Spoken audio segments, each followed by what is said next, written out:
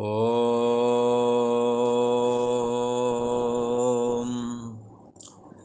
ओम गुरु ब्रह्मा गुरु विष्णु गुरुदेव महेश्वरा गुरु साक्षात् परम ब्रह्म तस्मै श्री गुरुवे नमः।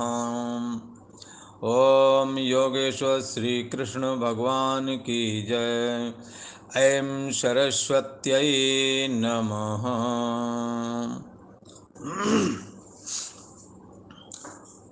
ये प्रसंग चल रहा है कर्मयोग का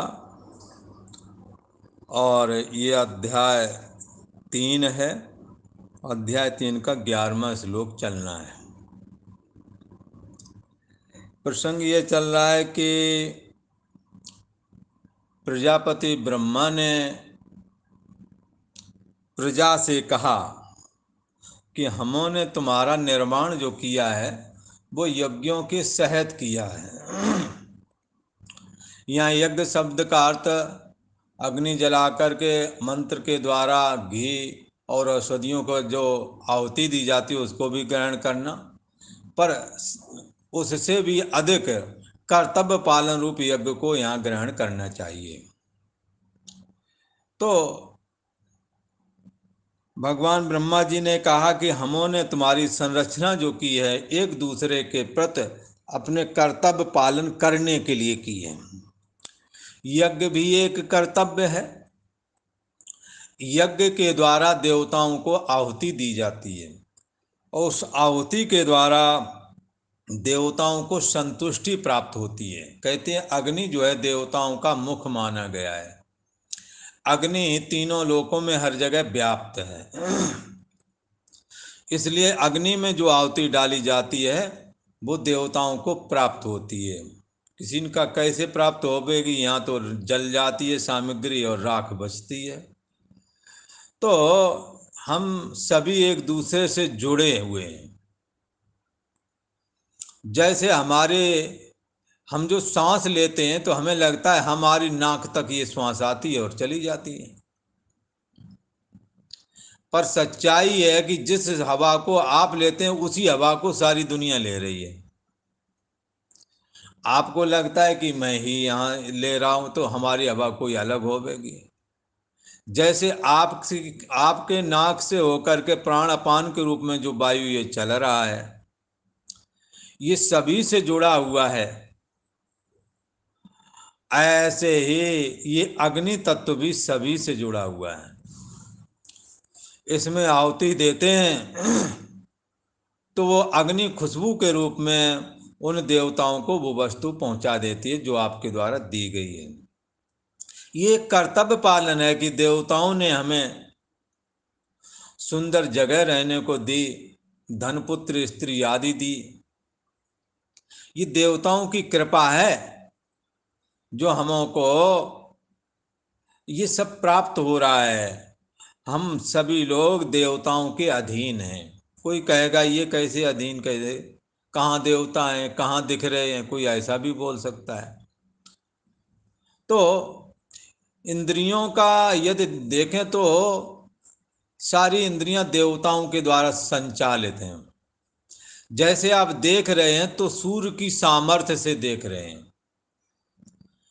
समस्त जितने भी नेत्र हैं लोगों के, उन समस्त नेत्रों को देखने की क्षमता सूर्य दे रहा है। ये सूर्य देवता है। किसी का वो तो जलता हुआ आग का गोला है जो आसमान में है।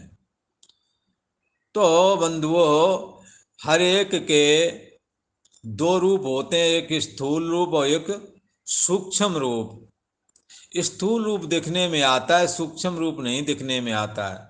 जैसे तुम्हारा 3.5 हाथ का शरीर देखने में आता है, पर इस शरीर के अंदर रहने वाली शरीरी जो जीवात्मा है वो दिखने में नहीं आती है।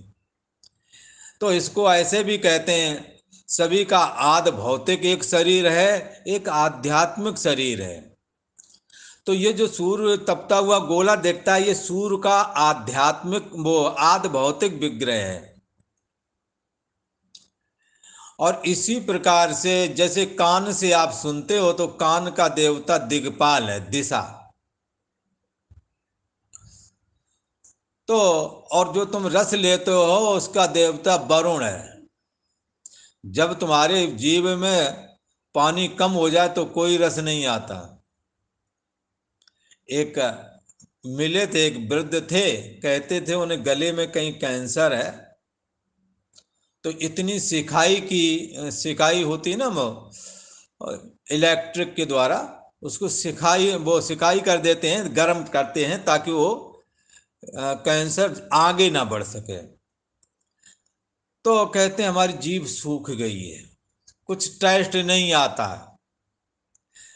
तो कहता मट्ठा जब मिलता, मट्ठा लेता हूँ, मुंह में भरे रहो तो जीभ में कुछ गीलापन होता है, तब टेस्ट आता है। जल का देवता वरुण है। ये वरुण की कृपा से तुम जो खाते हो, रस ले रहे हो, ये वरुण की कृपा से। इसी प्रकार सारे 10 इंद्रियों के देवता हैं जिनके द्वारा हम संचालित हैं। इसलिए ऐसा आप नहीं कह सकते कि हम देवताओं के बगैर हैं। देवता हमारे को कृपा करते हैं, हम जैसे भी हैं, जिस स्थिति में, ये देवताओं की कृपा से हैं। जैसे तुम्हारी बुद्धि जो चल रही है, जिसके द्वारा आप कुतर्क या तर्क करते हो, इस बुद्धि का देवता साक्षात ब्रह्मा जी हैं। इसलिए तुम्हारी बुद्धि बराबर ब्रह्मा जी की बुद्धि, ब्रह्मा जी की बुद्धि जब विघटित होती है तो हमारी तुम्हारी बुद्धि बन जाती है। सारी बुद्धियां मिलाकर के ब्रह्मा जी की बुद्धि। और ब्रह्मा जी जब सबके अंदर निश्चयात्मिका वृत्ति धारण करते हैं तो हमारी तुम्हारी बुद्धि बन जाते हैं। और सारी बुद्धि मिला करके ब्रह्मा जी की बुद्धि, और ब्रह्मा जी की बुद्धि सरस्वती है। बोला सरस्वती बागधीश्वरी है, बागीश्वरी भवानी, ये ब्रह्मा जी की जिह्वा है। ब्रह्मा जी के, कोई कहेगा ये तो पत्नी है, अरे भाई पत्नी है, वो उनका अलग रूप है, पर उनका सूक्ष्म रूप जो सबको बोलने की सामर्थ्य देती है, ये माता सरस्वती की है। और वो माता सरस्वती हमेशा ब्रह्मा जी की जिह्वा में विद्यमान रहती हैं। बाहर तो रहती हैं, अनेकों रूप होते ना। तो जैसे आप अपने से स्थूल शरीर से किसी के पास बैठे हो, मन से किसी के पास बैठे हो।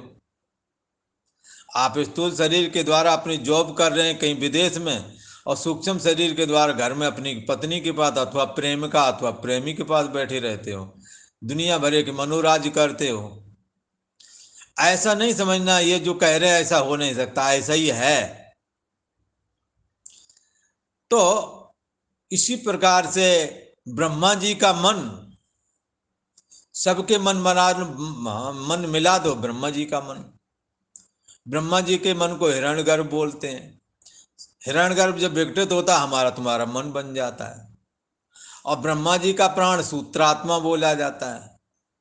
सूत्रात्मा नाम का वायु जब व्यष्टु रूप धारण करता तो हमारी तुम्हारी नाक से होकर के प्राण अपान के रूप में फुरता है।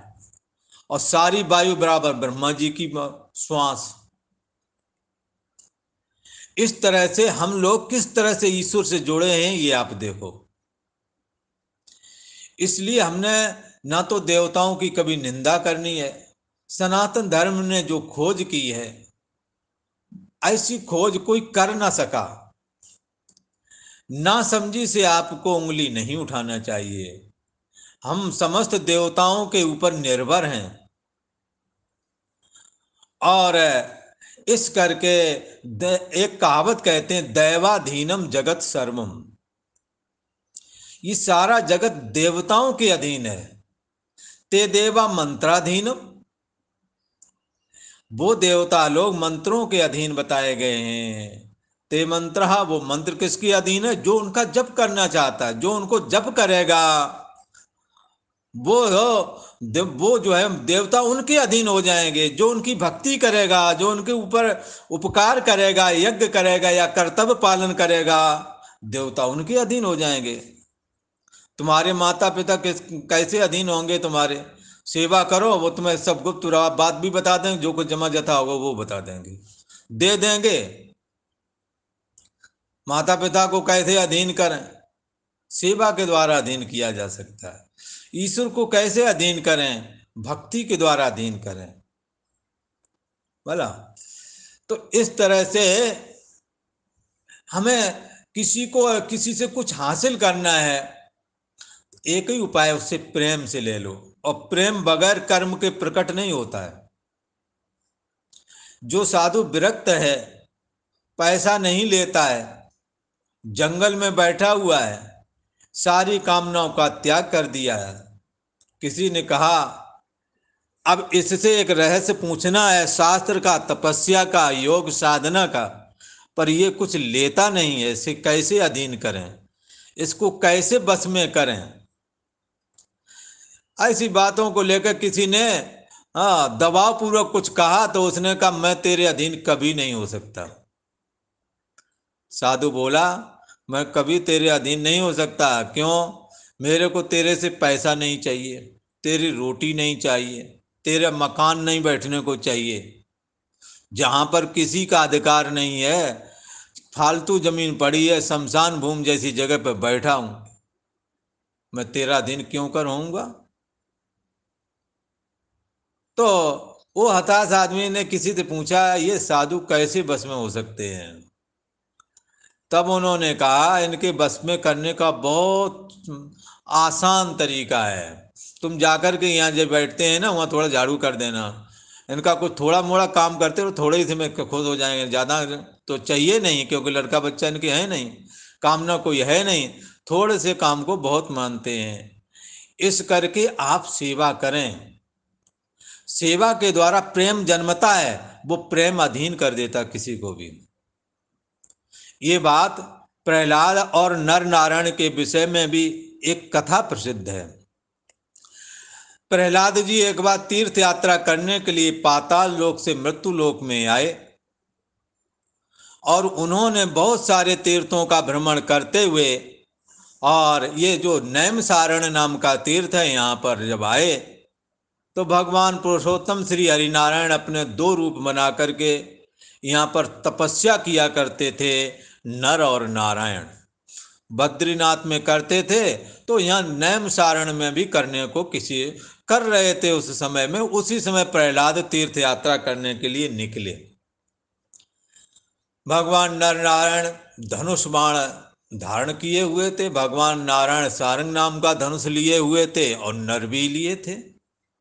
तरकस बाणों से भरा हुआ था और जटाएं बड़ी बड़ी थी और बड़े एकाग्र चित्त से वो तपस्या में संलग्न थे। प्रहलाद ने अन्य ऋषि महर्षियों का दर्शन करते हुए जब उस पेड़ के नीचे आए जहाँ पर नर नारायण बैठे हुए थे, तब उन्होंने कहा अरे अरे ये कैसे तपस्वी हैं, ये तलवार धारण करे हुए हैं, कमर में इनकी तलवार भी लटक रही है और धनुष बाण भी धारण किए हुए हैं। हाँ, तो ये कैसे तपस्वी हो सकते हैं? तो भगवान नर नारायण से पूछा अरे भाई तुम कौन हो? तो प्रहलाद जी ने जब पूछा तो कहने लगे कौन हो से क्या मतलब, तुम अपना पहले मतलब बताओ, तुम क्या चाहते हो? बोले मैं राजा हूं। प्रहलाद जी ने कहा और मैं अधर्म को बर्दाश्त नहीं करता हूं, और मैं देख रहा हूं तुम तपस्या कर रहे हो और ये हथियार रखे हुए हो, लगता है तुम जरूर कोई तपस्या के, तो एक आपका ड्रामा है, आप कुछ और ही हैं। तब भगवान नारायण ने कहा हे प्रहलाद, मैं जो है तुम्हें जानता हूं, तुम ठीक ही कह रहे हो, पर समर्थ को नहीं दोष गोसाई, सामर्थ्यशाली को हथियार रखने का दोष नहीं। बोले ये कैसी बात कही? बोले ये ऐसे कह रहा हूं, मेरे चित्त में सामर्थ्य है कि मैं किसी निर्बल के ऊपर अपना बल का प्रयोग नहीं करता हूं। हम अनर्गल किसी को सताते नहीं हैं, हम तो दुष्टों के लिए धनुष बाण रखते हैं। हमारा ऐसा कभी होता ही नहीं कि हमारे द्वारा कोई निर्दोष मर जाए, इसलिए हमें ये सामर्थ्य है। हथियार उसको ना रखना चाहिए जिसे क्रोध आ जाए और दुर्बलता बसात किसी दुर्बल को या निर्दोष को ही मार डाले। तो ऐसी बात तो है नहीं। हम हथियार रखते हैं पर हम कभी निर्दोष को, हाँ, कभी नहीं, हमारे बल के द्वारा वो कभी नहीं सताया जाता। हमारा बल हमेशा धर्म की रक्षा के लिए और दुष्टों का नाश करने के लिए। तब प्रहलाद जी ने कहा, अच्छा तो तुम दुष्टों का नाश करने के लिए तुम्हारा काम क्या है? तपस्या करना। बात बात में बतबड़ हो गया। उसमें कहते हैं, बातन बातन बतबड़ हो गई और बातन में बाड़ी रार। बात बढ़ गए और रार मन क्रोध बढ़ गया, दुश्मनी बढ़ गई। तो उन्होंने, प्रहलाद ने अपना धनुष उठाया और प्रहार किया भगवान नारायण के ऊपर। नर नारायण, उन्होंने उनका मुकाबला किया। थोड़ी ही देर में उनके सारे धनुष बाण अस्त्र शस्त्र, हाँ, जितने भी दिए हुए थे वैष्णव अस्त्र आदि जो भगवान विष्णु के दिए हुए थे, सब उन्होंने निगल लिए, खत्म कर दिए। एक अस्त्र ऐसा कर चलाया कि उसमें सब खत्म हो गए। तब प्रहलाद जी ने कहा कि भगवान नारायण ने हमसे कहा था कि तुमसे कोई नहीं हार वो जीत सकेगा। हाँ, तुम्हें कोई जीत ना सकेगा। हाँ, तुम सभी को जीत लोगे, ये बात तो आज यहाँ झूठी हो ही गई। और वो सीधे वहां से अपमानित होकर के और जाकर के एक जगह बैठ कर के परमात्मा नारायण का स्मरण किया। पर उन्हें ये मालूम ना था ये साक्षात परम ब्रह्म परमात्मा विष्णु ही है। स्मरण करके उन्होंने योग साधना के द्वारा सीधे वैकुंठ धाम में प्रवेश किया जा करके, और कहा, हे प्रभु, ये तो बड़ा अनर्थ हो गया, आपकी बात कभी मिथ्या नहीं होती है। बोले, हमारी कब हुई मिथ्या? मैं कभी मिथ्या, हमारा संकल्प कभी मिथ्या होता ही नहीं है। बोले, मैं हार गया हूं, आपने कहा था आप कभी नहीं हारोगे। बोले, कहाँ से हार गए हो? किससे युद्ध तुम्हारा हुआ है? बोले, नैमिषारण्य में 2 तपस्वी हैं, धनुष बाण धारण किए हुए हैं और उनसे मैं हार गया हूं। तो उन्होंने कहा, वो तपस्वी तो मैं हूं, वहां पर मैं ही तपस्वी बनकर के बैठा हुआ हूं। हमारे को कौन अधीन कर पाएगा? हमारे एकांश में ये जगत स्थित है, तुम हमारे को कैसे अधीन कर सकते हो प्रहलाद? फिर बलपूर्वक हमें कोई अधीन नहीं कर सकता। मैं तपस्या करने में हर जगह विद्यमान हूं। अनेकों प्रकार की मूर्तियां बना करके मैं रहता हूं, रूप बना करके रहता हूं। पर नर नारायण नाम के जो 2 हमारे ये रूप हैं, वो मैं तपस्या करने, इन रूपों के द्वारा मैं तपहा कर्म संग्रह करता रहता हूं अपने लिए, क्योंकि जीवन में तपस्या बड़ी जरूरी है। इसलिए हमारे अनेकों रूप हैं।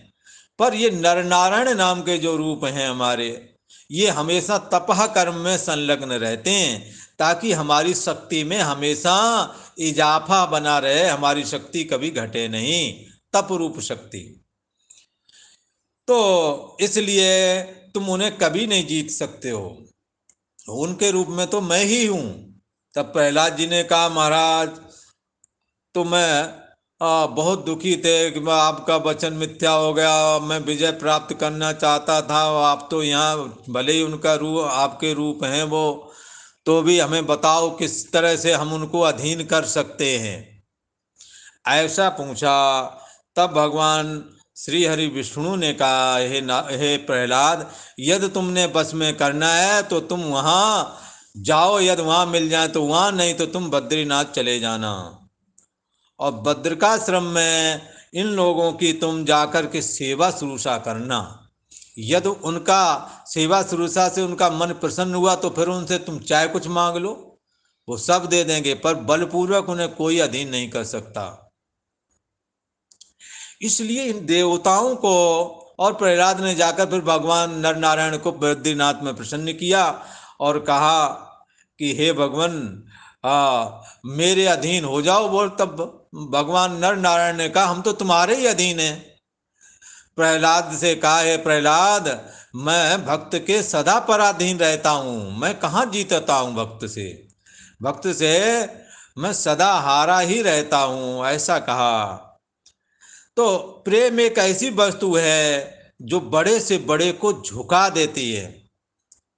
उपकार एक ऐसी वस्तु है, आप सेवा के द्वारा किसी को भी झुका सकते हैं।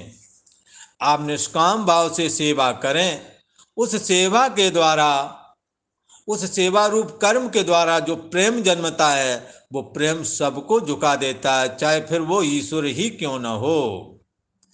इसलिए भक्ति स्वतंत्र सकल गुण खानी, ये परमात्मा की भक्ति, ये परमात्मा का प्रेम एक स्वतंत्र साधन है जो ईश्वर तक को अधीन कर देता है। और तो औरों की बात ही क्या। भगवान श्री कृष्ण कहते हैं कि हम अपने कर्तव्य कर्मों का निर्वहन करें, और देवताओं के दैवाधीनम जगत सर्वम, सारा जगत देवताओं के अधीन है। ते देवा मंत्राधीनम, वो देवता मंत्र के अधीन है, और मंत्र उसके अधीन होता है जो जप करता है।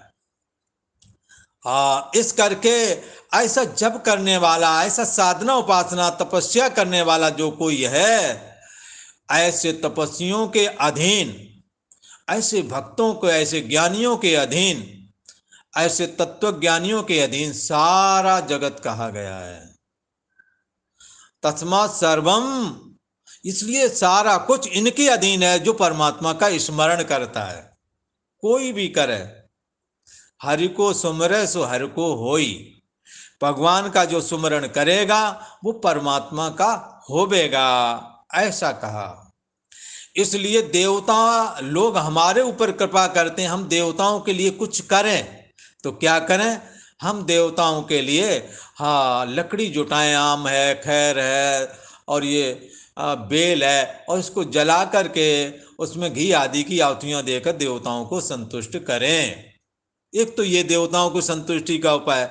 दूसरा, देवता उससे अत्यंत संतुष्ट होते हैं जिसमें परिवार के छोटे लोग बड़ों का आदर करते हैं, और बड़े लोग छोटों से प्यार करते हैं। और पुरुष वर्ग महिलाओं का सत्कार करते हैं, और महिलाएं पुरुष के प्रति समर्पित हैं। ऐसे कर्तव्य परायण जो परिवार हैं उनसे देवता लोग संतुष्ट होते हैं। ये कर्तव्य पालन रूप यज्ञ, जिन्होंने अपने माता बुजुर्ग माता पिता के प्रति सेवा रूप कर्म संपादन नहीं किया है, उनसे देवता प्रसन्न नहीं होते हैं, अपितु कुपित होते हैं। इसी प्रकार से यस्त नार्यस्तु पूजनते रमनते तत्र देवता, जहाँ नारियों का सत्कार नहीं, पूजा का अर्थ है सत्कार पूर्वक जीवन जीने दें, व्यर्थ में अपमानित ना करें, बात बात में टॉर्चर ना करें। ऐसा जो कोई परिवार है, ऐसा महिलाओं का जहाँ सत्कार किया जाता है उससे देवता संतुष्ट रहते हैं। इसलिए यहाँ देवताओं का अथवा और किसी का कर्तव्य पालन रूप यज्ञ को ही मुख्यता ग्रहण करना, और यज्ञ करके जो संतुष्ट करते हैं देवताओं को, स्वाहा करके अग्नि जला करके जो संतुष्ट करते हैं, वो भी एक कर्तव्य ही है। इसलिए यहाँ दूसरों के प्रति कर्तव्य पालन रूप धर्म को ही ग्रहण करना चाहिए। भगवान श्री कृष्ण कहते हैं कि हमें देवताओं की सेवा करना चाहिए। कैसे करें?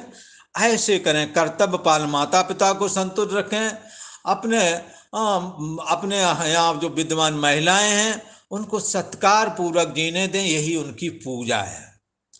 तो इस तरह से और बहुत सारे कर्तव्य हैं, देश के प्रति हैं, समाज के प्रति हैं, पिता का पुत्र के प्रति है, पुत्र का पिता के प्रति है, भाई का भाई के प्रति है।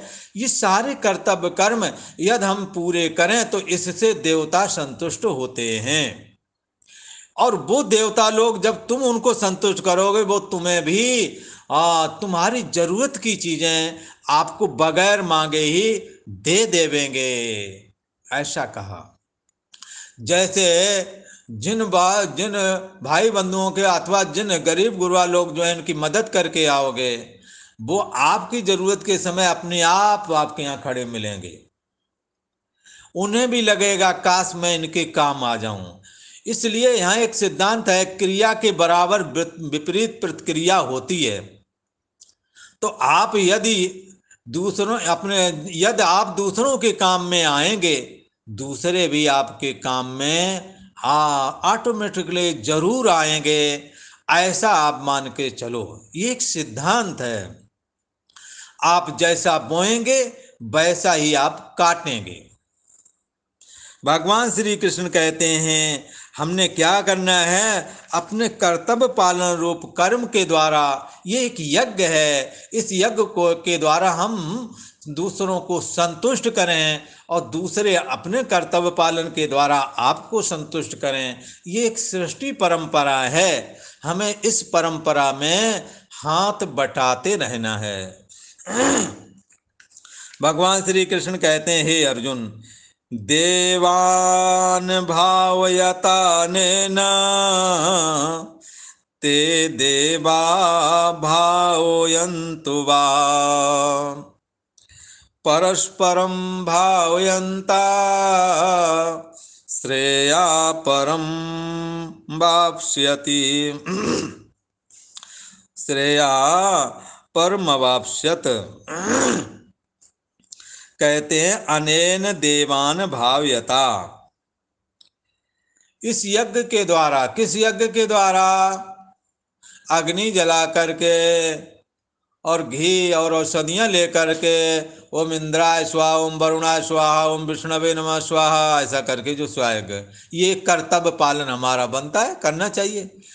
पर इससे भी अच्छा कर्तव्य पालन ये है कि वर्तमान काल में जो बुजुर्ग लोगों ने सहायता की जरूरत है, उन्हें सहायता कर देना, उनके काम आ जाना, उनके कपड़े लत्ते धुल देना, दवाई समय पे ला करके दे देना, है ना। तो ये कर्तव्य पालन रूप यज्ञ, इन सबको इस कर्तव्य पालन में इस यज्ञ करके ग्रहण कर लेना है। तो इस यज्ञ के द्वारा आप देवताओं को उन्नत करो। देवता केवल स्वाहा स्वाहा करके वाले यज्ञ से ही संतुष्ट नहीं होते हैं, अपितु सबसे ज्यादा यदि संतुष्ट होते हैं तो आपके कर्तव्य पालन रूप यज्ञ से होते हैं। इसलिए यज्ञ के द्वारा और अपना कर्तव्य पालन करने के द्वारा आप देवताओं को संतुष्ट करें। अच्छा, जब उनको आप संतुष्ट करोगे तो वो हमारे को भी संतुष्ट रखने के लिए आपके लिए जरूर कुछ ना कुछ करेंगे। ते देवा वह भावयन्तु, और वो देवता लोग, भगवान श्री कृष्ण कहते हैं तुम लोगों के लिए भी उन्नति का मार्ग खोल देंगे। उन्नति का मार्ग कैसे खुलता है? उन्नति का मार्ग खुलता है बुद्धि शुद्ध होवे ना। एक कहावत कहते हैं, जिनकी बुद्धि ठीक है उनके लिए धन इकट्ठा करने की जरूरत नहीं, और जिनकी बुद्धि ठीक नहीं उनके लिए भी धन इकट्ठा ना करना चाहिए, क्योंकि बुद्धि ठीक है वो विचार करके धन कमा लेगा, और बुद्धि ठीक नहीं है तो वो कमाया हुआ धन भी गमा बैठेगा। इसलिए देवता लोग हमारे ऊपर जब कृपा करते हैं तो कैसे करते हैं? बुद्धि शुद्ध कर देते हैं, ऐसी बुद्धि प्रदान कर देते हैं कि जिससे आप अपनी उन्नति कर लेंगे। ये उनकी मदद है। इसलिए बंधु, यदि तुम्हारे को बुद्धि अधिक मिली हुई है, आपकी बुद्धि अधिक चलती है, आप बुद्धिमान हैं, तो आप उस पर अभिमान नहीं करना। ये देवताओं की कृपा है तुम्हारे ऊपर, और सबसे बड़े देवता हैं ब्रह्मा जी, ये बुद्धि के अधिष्ठाता हैं। उन्होंने कृपा की और आपकी बुद्धि में ऐसी समझ जगाई, तो ये समझ उनकी कृपा है आपके ऊपर। इसलिए आप अपने कर्तव्य पालन को नहीं छोड़ना, और अपने कर्तव्य पालन के द्वारा रजोगुण के ईश्वर जो सृष्टि को उत्पन्न करने वाले, ये साक्षात ईश्वर ब्रह्मा जी को आप संतुष्ट करो। कैसे? अपने कर्तव्य पालन रूप यज्ञ के द्वारा। ब्रह्मा जी की प्रसन्नता, ब्रह्मा जी आदि पूर्वज हैं इस जीव मात्र के, और भगवान नारायण के प्रथम भक्त कहे जाते हैं और प्रथम पुत्र कहे जाते हैं। सबसे पहली संतान परमात्मा नारायण के स्वयं ही रजोगुण को स्वीकार करके ब्रह्मा के रूप में अवतीर्ण हुए हैं।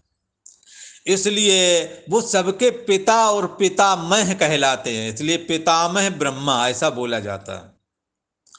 जब वृद्ध माता पिता की सेवा की जाती है तो ये पितामह ब्रह्मा बड़े प्रसन्न होते हैं। उस प्रसन्नता से वो आपकी बुद्धि को अच्छा बना देते हैं, जिससे अच्छी बुद्धि का आश्रय लेकर के आप अपनी उन्नति का मार्ग खोल लेंगे। आप अधिक से अधिक कमा सकेंगे, अधिक से अधिक दूसरे के काम में आ सकेंगे, आपकी बुद्धि सूक्ष्म अर्थ को भी धारण कर सकेगी। इस तरह से ये देवताओं की कृपा आपके ऊपर आ जाएगी। और भी जैसे ये सूक्ष्म है, ऐसे स्थूल कृपा भी होती है, उसका क्रम आगे वर्णन है।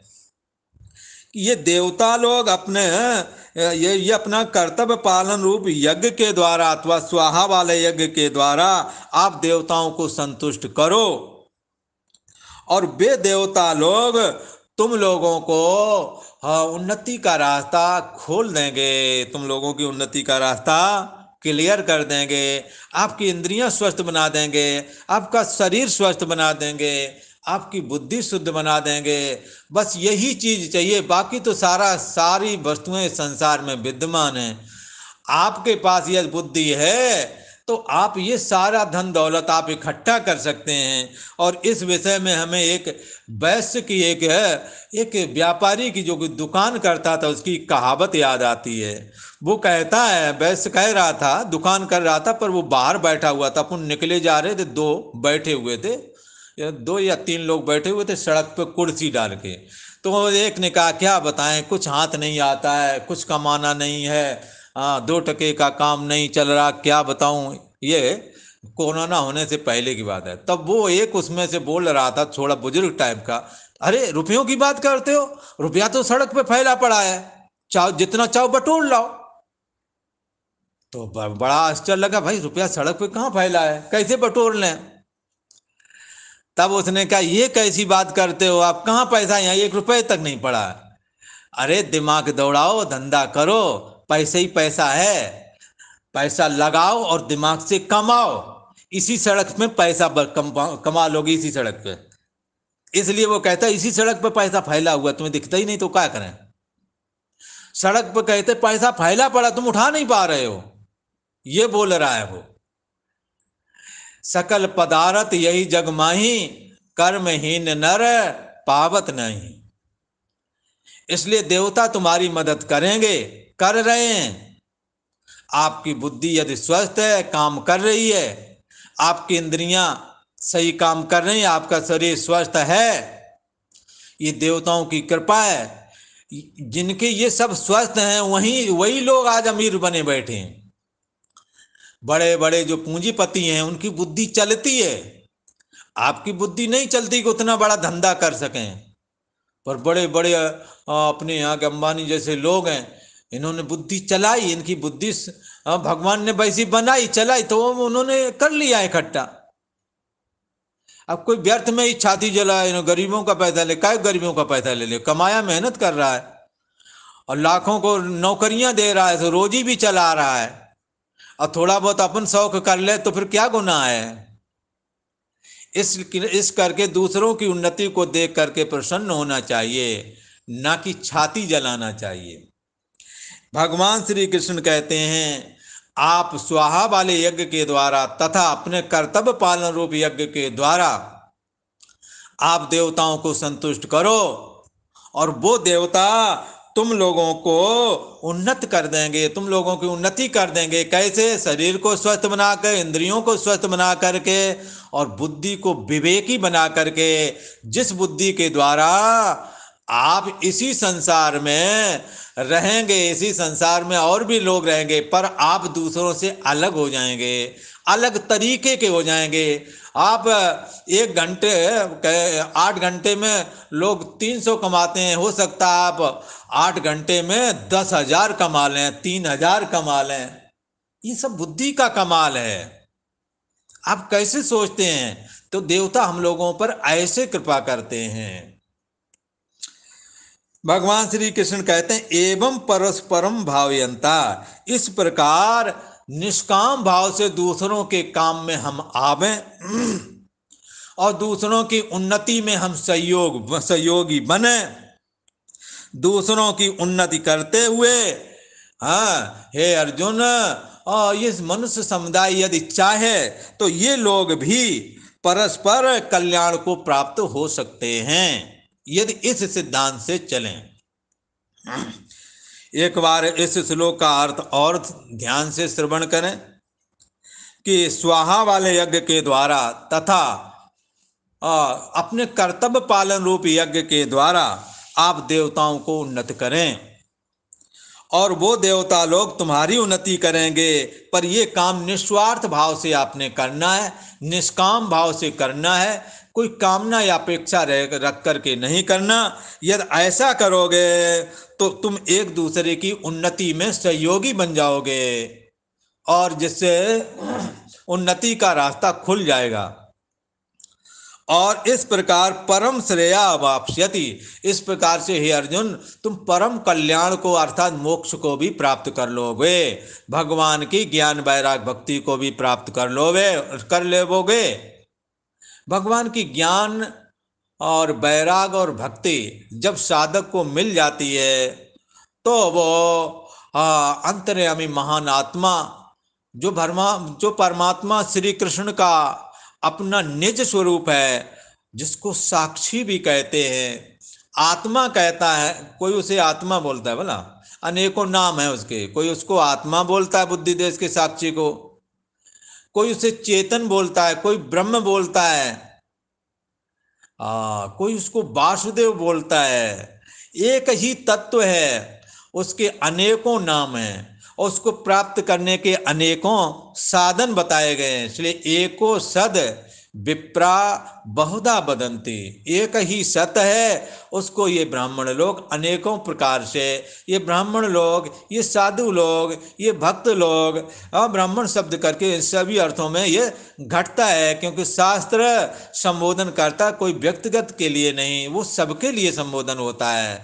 इसलिए एको सद विप्रा बहुधा बदंती, जो परमात्मा का चिंतन करता है, जिन्होंने जाना है, उन्होंने अनेकों प्रकार से इसका कथन किया है।